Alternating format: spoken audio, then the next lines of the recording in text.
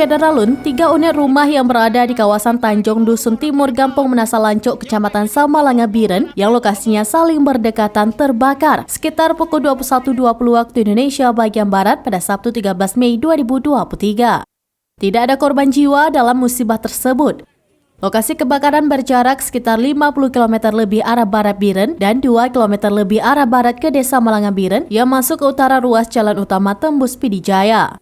5 unit mobil pemadam kebakaran Pemkab Biren dari Pos Induk, Pos Juli, Pos Simpang Mamplam, dan 1 mobil pemadam Pos Uligle, Kecamatan Bandar 2, Kabupaten Pidijaya dikerahkan membantu padamkan api.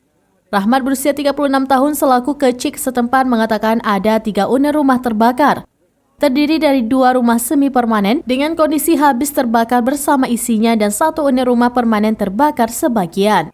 Adapun rumah semi permanen yang terbakar habis yaitu milik Syamsuddin berusia 60 tahun, pekerjaan buruh tani. Rumah tersebut ditempati bersama istri dan 3 anaknya.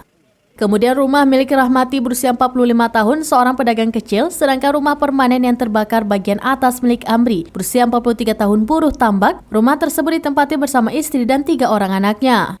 Kronologi kejadian, secara tiba-tiba pemilik rumah dan warga melihat api muncul dari bagian depan rumah Syamsuddin. Ada yang menduga api muncul dari korsleting listrik. Kobaran api pun dengan cepat membesar.